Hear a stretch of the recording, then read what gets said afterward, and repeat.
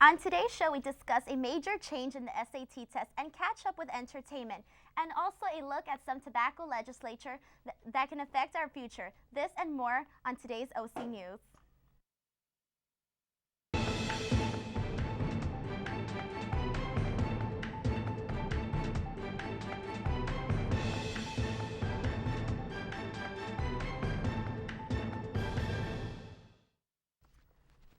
Hello and welcome to OC News. I'm Yahaira Perez. And I'm Denise Salcedo. Today is the 2014-2015 ASI elections.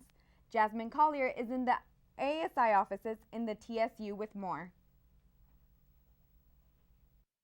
ASI elections for Board of Directors representatives as well as a student body president and vice president are coming up. Selected officials will serve a one-year term. Campus-wide elections will be held March 18th through March 20th, either online or on campus. Harpreet Bath and Michael Basal are one of two candidate teams for the president-vice president position. Missy Mendoza and Josue Rodriguez are the opponent candidate team.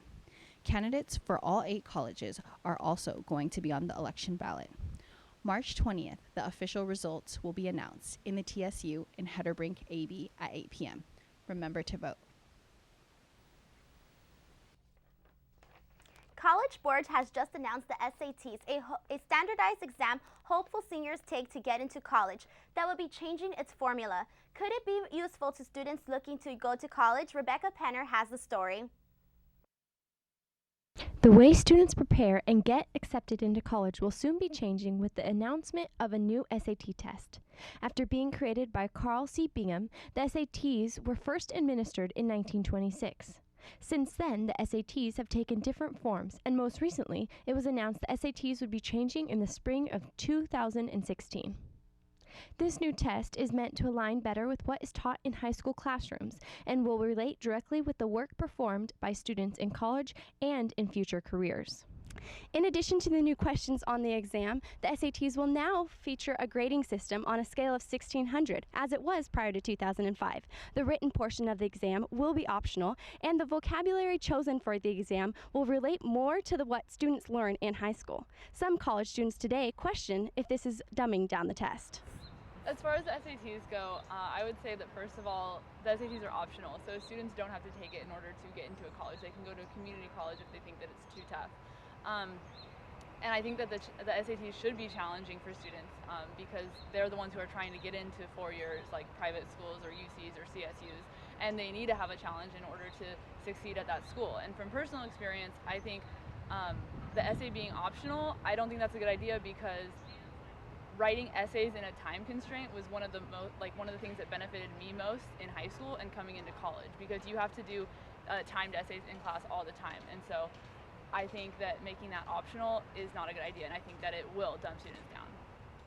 Other students, however, see various pros and cons to the new SAT exam. I think it's good that it's shorter because when it's really long, it's pretty brutal and tedious. And then the essay portion, I believe that they should make that mandatory because I feel like kids should know how to write and construct an essay when they're going into college. Although the essay portion of the exam will be optional, schools such as Cal State Fullerton and Hope International University will have to decide whether or not they require this part as necessary for acceptance into the college. Another new addition to the SAT exam will be no longer penalizing students for wrong answers. Each exam will also feature a founding document, such as the Bill of Rights, in hopes of encouraging talk about the text. Full details about the new SATs will be released by College Board on April 16th. For OC News, I'm Rebecca Penner reporting. Many believe that corporate America has a duty of providing assistance to youth education to ensure their readiness for future corporate careers. AT&T has partnered with the nonprofit organization to strengthen graduation rates and create leaders. Let's go over to Santa Ana with Brittany Payne and see the plans for these high school students. Santa Ana School District leads as Orange County's highest dropout rate district at just over 10% in 2013.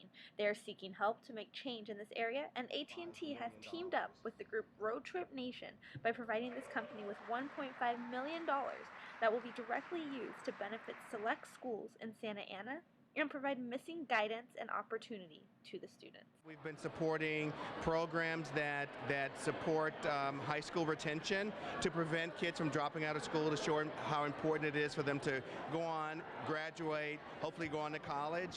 And the Road Trip Nation is a great example of an organization who's doing just that, giving kids an understanding of what it means to graduate, to accept jobs of responsibility by showing them, bringing in professionals, having them talk about the relevance of their schoolwork to what they're doing and what they're doing in their business lives. The event for the check giving included student participation in Road Trip Nation activities and an introduction to future involvement within the school. Students seemed eager to listen, and many were inspired even after day one. It really made me open up my mind towards my future and what I want to do and succeed in life.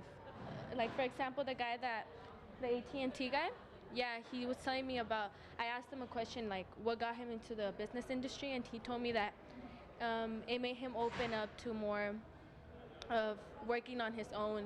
Like, for example, I want to be in the business industry because I want to be my own boss. I don't want to be working for anyone. I want to be my own boss. What we're dedicated to is trying to help our young people ask the critical questions that they need to be successful in their life. What kind of jobs are out there, having those dreams and then pursuing those dreams, and it all starts with asking questions. This is the foundation point, and what was fun today was just seeing the youngsters starting to ask those questions and realize that the people who are answering them all went through the same things that they've gone through. School officials expressed their excitement for this student learning inspiration to be stimulated across the district and eventually be a concept seen throughout the entire county. Student workshops and success stories can be accessed through roadtripnation.com, and Santa Ana Superintendent will be following up shortly. Protesters gathered outside the Fullerton Police Station this past Saturday as part of the International Day Against Police Brutality.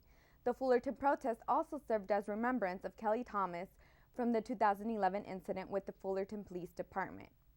The protest began at the Fullerton Transportation Center, where a small group walked from there to the police station. Protesters held signs and wore Guy Fawkes masks as they stood outside the police station. Fullerton Police Department representatives have not yet commented regarding the protest. 2 people on the missing Malaysia Airlines Flight 370 were traveling with stolen passports. Officials say there is indication of terrorism links. We wanted to find out just how difficult it is to board a plane with a stolen or counterfeit passport. Zane Asher takes a closer look. It can take weeks to make a passport. It can take a few hours, depending on the quality of passport that the forger's actually making. Tony Sales spent 15 years forging passports in the UK before he was sent to prison in 2009. By just gently picking the edge of a passport, and now you can start to peel the passport back. Here he is changing the name on this passport to mine. Anything can be faked. Someone actually made this passport. That means it can be repeated again. You can see how close through to the picture we actually are here. According to Interpol, approximately 40 million passports have been reported stolen since 2002. Some of them sold illegally to people who look similar enough to the original bearer. Even if you look a little bit like that person, that's going to be good enough. Others end up in the hands of counterfeiters. There's a huge black market for stolen passports. It's absolutely huge. It's, probably on a daily basis, an average fraudster buys 5 or 6. But forensic document examiner Gideon Epstein says a counterfeit passport is more likely to raise red flags at airport security than a stolen one, because many countries have implemented passport security features to prevent alteration. For example, the first page of the US passport contains an image of an eagle with 13 arrows, while a fake passport might have just 11 or 12. And watch as the letters USA change color under ultraviolet light. We are working to introduce a next generation passport that will even have additional forensic features. But no matter how good you are, someone's always going to be trying to beat the system. Especially when it comes to theft. Not every country regularly checks Interpol's database to see if a passport is stolen. 2 men on Malaysia Airlines Flight 370 were allowed to board with passports that had been reported stolen in 2012 and 2013. One solution, passports like these that contain a microchip with biographical data designed to prevent them from being used by the wrong person. Border security officials all over the world can read that data and validate that you are who you say you are. But many countries, particularly in the developing world, are still behind on implementing them. We've seen a lot of the new electronic passports come in that have made definitely forging a passport much more difficult. But of course, every system has its weaknesses. HPV testing, say no to tobacco, and obituary humor is all part of Jasmine Collier's House segment. Jasmine, what's going on today? Today in Health, we have a variety of topics spanning from the new forms of Pap testing, the possible end to tobacco sales, and a unique obituary story. The Pap test, which has been the gold standard for detecting cervical cancer, may be losing a bit of its luster. Why? Here's Martha Shade with today's Health Minute. Could a new procedure be taking the place of the Pap test? An FDA advisory committee unanimously recommended this week that an HPV or human papillomavirus test become the first line of screening for the deadly disease. The Roche-Cobas test detects the DNA of the virus, which is the cause of more than 99% of all cervical cancers. The Pap test is designed to look for abnormal cells that could indicate cervical cancer. Up until now, the Pap was the first test women had to detect the illness, with the HPV test as the second analysis. The committee also recommended the test be used alone as the primary evaluation for women 25 years and older. Although there are other HPV tests available, the Roche test detects 2 strains of the virus that are found in 70% of all cervical cancers. This does not mean the Pap test will go away. It could be used along with the HPV test or as a follow-up screening. It will really be up to the patient and her doctor on how best to handle testing. For today's Health Minute, I'm Martha Shade. States are turning up the heat on smoking, urging major pharmacy chains to stop selling tobacco products. As Allison Kosick reports, the pressure comes as one of the country's biggest pharmacies gets ready to stomp out sales altogether.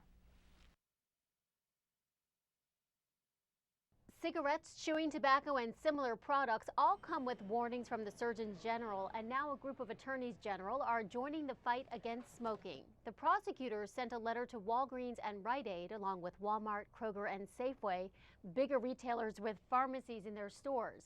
The message: stop selling tobacco products. Last month, CVS Caremark announced that it would stop selling tobacco at its CVS stores by October, saying it was the right thing to do to help its customers achieve better health. State AGs agree, writing, there is a contradiction in having these dangerous and devastating tobacco products on the shelves of a retail chain that services healthcare needs.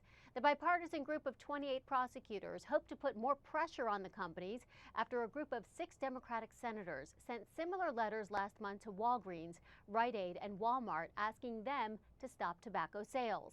But the recent effort did not suggest any kind of legal action is likely, so the retailers will voluntarily institute tobacco bans of their own. I'm Allison Kosick in New York. A Delaware man who recently died left a very unique and humorous legacy. He wrote his own obituary, and it went viral. Lindsay Tuchman reports. Those who knew him say Walter Brule Jr. was spirited and lovable in life. But even more is being learned about the Dewey Beach resident in death. That's because Walter, who passed away Sunday, wrote his own obituary, something that is rarely ever done or seen. In the obituary, Walter discusses his funeral plans and how his wife refuses to honor his request to have him standing in the corner of the room with a glass of Jack Daniels in his hand so he would appear natural to visitors. Lines like that made the obituary go viral on sites like Reddit and BuzzFeed. Walter passed away in Florida, where he spent most of his winters, but warmer days were spent here at his home in Dewey Beach, where neighbors say that although they were saddened by his death, they were not surprised by his obituary. He was just Walter. You meet some people that are just personalities, and there's never going to be another Walter. Peter and Rose Lucas lived across the street from Walter and also knew him from Newark. She's at the computer reading this, and she's going, oh my God, I wonder what's wrong. And then she says, Walter's dead, but look, you should read his obituary. The couple says they also aren't surprised it went viral. Because who's ever written something like that? That's the first one I've seen. I guess there'll probably be quite a few more. Give it the Brule. I'm gonna die and do it the way Brule did it. Walter ended the obituary in an equally witty and thoughtful way. Instead of flowers, Walt would hope that you will do an unexpected and unsolicited act of kindness for some poor, unfortunate soul in his name. When we come back, we'll discuss the state of the CSUF sports and also talk about the very busy Justin Bieber with the rest of the entertainment.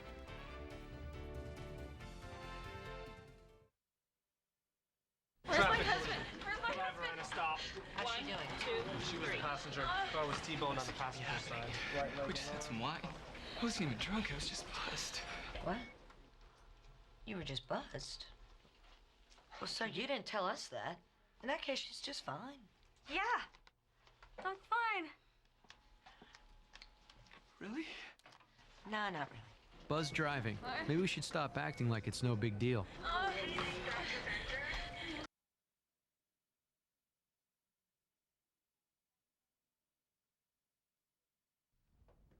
Oh, those boys are much too much. Those boys are much too much. We got the spirit. We're hot. We can't be stopped. We got the spirit. We're hot. We can't be stopped. We're gonna beat them and bust them.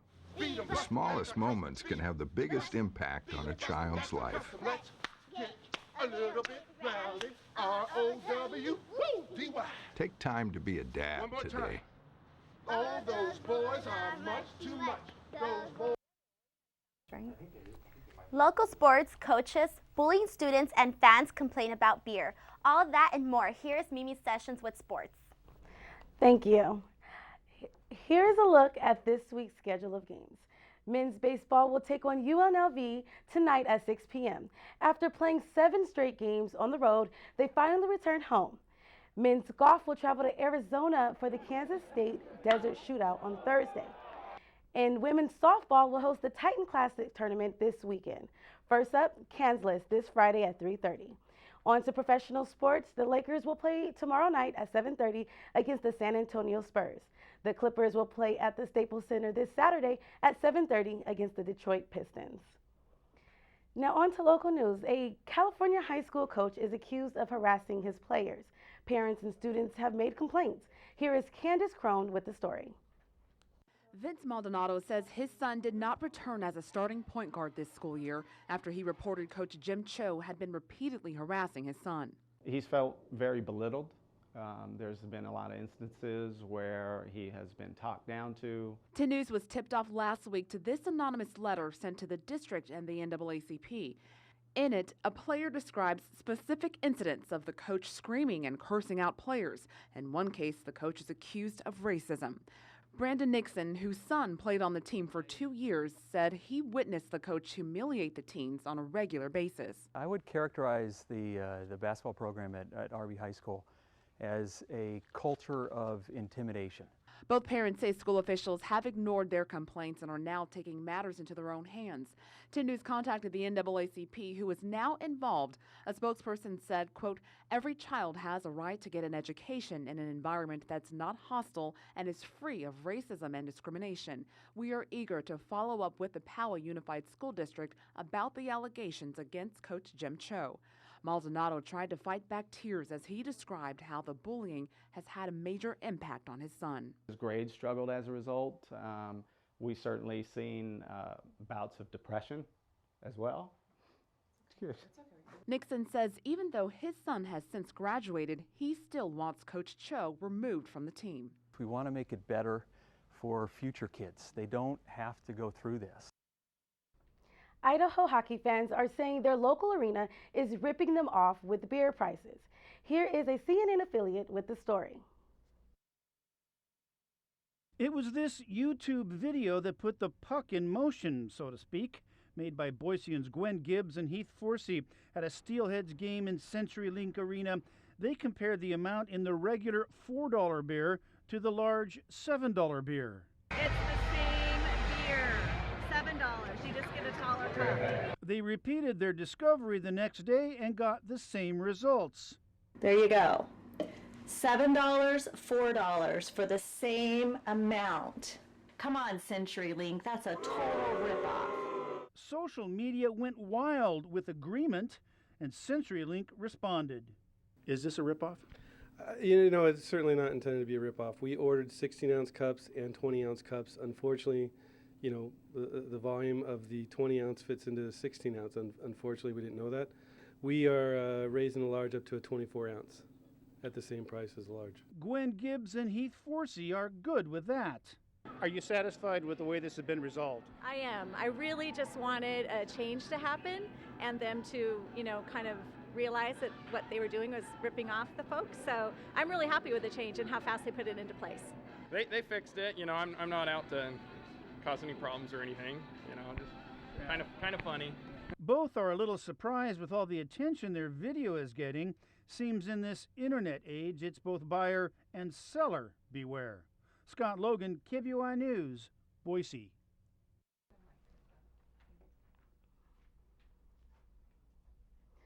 That is all we have for sports today. Back to you, ladies. Thank you, Mimi. Now we will go to Yorlin Guido, who has today's entertainment stories. Hello everyone, I'm Yorlin Guido, and in today's Hollywood news, Star Trek's leading man Chris Pine is facing DUI charges. Also, Fast and Furious 7 is back in production after Paul Walker's death, and Neil Young has announced his own digital music service. CNN's Dave Stewart has the stories. Star Trek's Chris Pine heads to court in New Zealand Monday to face DUI charges. Police stopped the 33-year-old actor March 1st at a DUI checkpoint. He was reportedly heading home after a wrap party for his latest film. Police say his blood alcohol content was just over the legal limit. Shooting for Fast and Furious 7 will resume March 31st in Atlanta. This comes about 4 months after the movie star Paul Walker died in a car crash. No word on how the movie will say goodbye to Walker's character. And musician Neil Young has announced his own digital music service and device called Pono. The aim is to deliver high-quality sound that's better than current digital media. Young is partially funding the project with a Kickstarter campaign. It reached its goal of $800,000 in less than 24 hours. It's not clear when Pono, which means righteous in Hawaiian, will launch. With Hollywood Minute, I'm Dave Stewart. Justin Bieber has had his fair share of run-ins with the law. Last Tuesday, his lawyer stood outside a Miami courtroom to defend the Biebs. Nichelle Turner is here to tell us more. His lawyer says it's tough being Justin Bieber. His management team has to hire bodyguards to protect him because he is virtually assaulted wherever he goes. Roy Black launched into a staunch defense of his client outside a Miami courtroom where Bieber is facing a DUI charge. He also faces an assault charge in Toronto. And a lawsuit involving alleged battery. But Bieber's lawyer says the blame lies elsewhere. We love it when people start becoming successful, but once they actually are highly successful, we do almost everything we can to destroy their lives. He wasn't present for the hearing, but a trial date was set for May 5th. Police say they arrested Bieber for drag racing this yellow Lamborghini down the streets of Miami while under the influence back in January. The 20-year-old pop star pleaded not guilty to the charges. What kind of question is that? That didn't make sense. Last week, Bieber attended a deposition in a lawsuit brought by a photographer who says Justin ordered his bodyguard to attack him last summer. TMZ released edited clips from the deposition on Monday. The paparazzi then turns around and files a lawsuit for $7 million against Justin because Justin's the person who has the deep pockets. Black also told reporters he filed motions to try and keep that tape private. That is all the time we have for today's entertainment news. Back to you, girls. Thank you, Yorlin. More than 750 women came together on March 15th to attend Representative Ed Roy's 6th Annual Women's Conference at Cal State Fullerton. The conference featured breakout sessions that included being financially fit and savvy, cyber safety, healthy cooking, and balancing life and work. Actress and model Angie Harmon was the keynote speaker. Harmon starred in the Law and Order and most recently in Rizzoli and Isles. And as a current UNICEF ambassador, she spoke about human trafficking and the efforts that we can all make by contributing to fighting this cause. And when we return, a close look at the campus club president of Hermanas Unidas during a sit-down with their president. Also, that's a lot of pasta. You'll see what we mean when we return.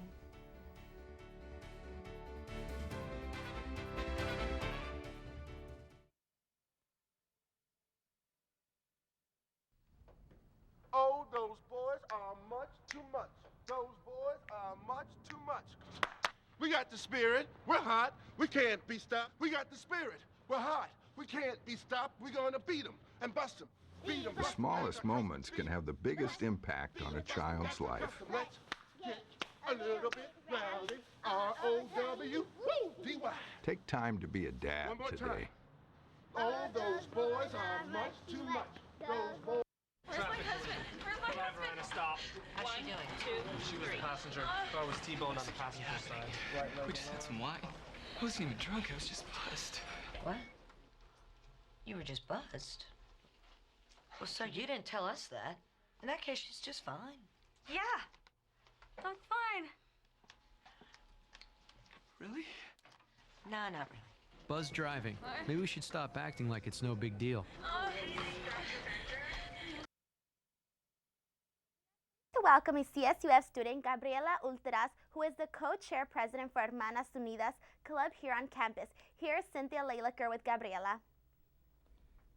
Hi everyone, I have a special guest here with us, Gabriela Ulteras, who is the president of Hermanas Unidas.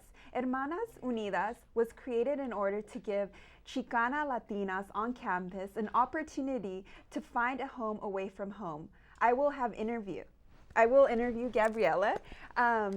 So the question is that I have for you is, how is Hermanas Unidas making a difference here at Cal State Fullerton? At Cal State Fullerton, it gives the opportunity to many Latinas here on campus to come to, like, it's like a place that they can go, they can call home away from home, since a lot of our students here are commuters, so it's really difficult for them to, like, be at home, since most of them are full-time students, so they have really little time to go back home.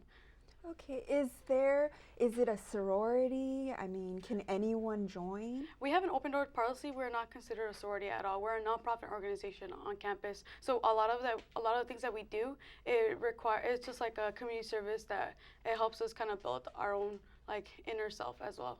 Okay, so I know on your website you did have there's 3 important pillars that you guys have and a motto. What exactly is that? So our 3 pillars that we really abide by is community service, academics, and also social networking. Our main pillar, which is our academics, of course, we're all students here, so we all want to do that really to succeed in our future. And our motto is El Poder de la Mujer, which is the strength within a woman. So it's just really that's something we look into to, like, build ourselves. So, you know, you guys are actually you have those pillars helping students, and you also do community service. Yes. So how do students get involved with your community service? So a lot of the different community service that we have, it's just like we go like to food banks, we feed the homeless. Just this past weekend, we actually went to the women's shelter downtown LA. So that was a really good experience. They get to go and speak to the women there one-on-one. It's like a lot of women that find that shelter, and we were able to go and do that. Also, we donated like hygienes, like what is it? Hygienes to them. Any feminine products that we had, we donate as well. So anything that we can do. That's great. That's really, really great. Okay, I know you guys are having an event March 22nd and 23rd, which is actually hosted at Cal State Long Beach. Can you tell me a little bit about that? So our conference, it's a yearly thing. We have conference every year. Different chapters that are here are located in California host it. This year is actually going to be in Long Beach. The conference is kind of like, what this year's motto is the past, the present, and the future, and it kind of gives us like the background of how Hermanas was founded and what the traditions are, and they have like many different workshops that we go on to, and then we kind of like see what the future is, or like how we can build ourselves better. They have workshops just like self-empowerment. We have finances. We have everything. Like they're hosting 19 workshops this conference, which is more than I've ever seen at the past 3 conferences that I've been to. Oh, and can anyone come to the conference, or? The conference is open to Hermanas Unidas, so we have a registration that they give us like a month prior to the deadline. It's active members that are from the chapters, the 19 chapters that are located in California. And I know you were speaking about there's going to be about 500 people. There's going to be 500 plus. We actually over-exceeded the capacity, so we're gonna. I know that they're working their magic to host all of us. Wow. And there's like chapters all the way from Berkeley coming down that have like 50 plus members. So that's difficult to bring 50 plus people just for a weekend, pretty much. Are there any guest speakers that you feel that it's going to be a great message for women, men, students? The keynote speaker this year is Doctora Ana Nogales, which she's actually located here in Orange County. Okay. So that's really good for us that reside here in Orange County. She actually graduated from the University of San Diego with her psychology, so she has a PhD. So I know that she has like many different books out there, just like pretty much empowering women.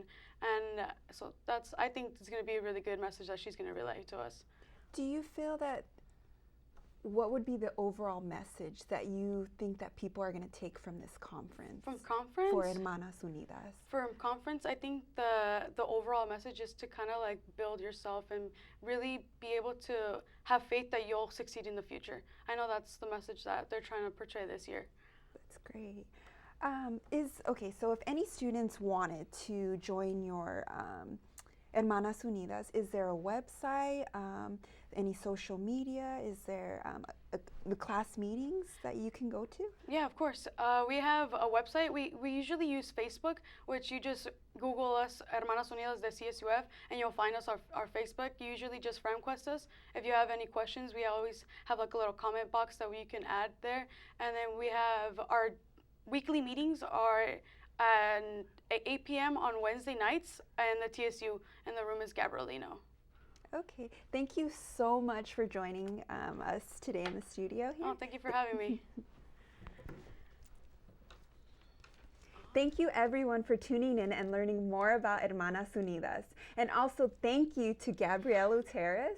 Have a great rest of your week. See you soon. I'm Cynthia Laliker. Back to you guys. Take a look at spectacular spaghetti and 2 green traditions. Sunland Sarfati has the story. Take a look at this huge bowl of pasta. In New Orleans, organizers poured more than 500 pounds of noodles and 150 pounds of sauce into this 8-foot wide bowl. The meal was made to help kick off Friday's Italian-American Marching Club parade. And just in time for St. Patrick's Day, the Chicago River has gone green. People gathered Saturday ahead of the city's St. Patrick's Day parade, as they have since 1962, when the tradition started. Motorboats dumped a secret dye mixture into the river on Friday. And take a look at this similar tradition in Indianapolis. Hundreds gathered to watch city officials turn the water green at a fountain in the city's Canal Walk. The 18th annual greening of the canal is ahead of Monday's St. Patrick's Day parade. For Take a Look at This, I'm Sunland Sarfati. That's going to do it for today's edition of OC News. I'm Denise Salcedo. And I'm Yahira Perez. Thanks for watching. We'll see you next time.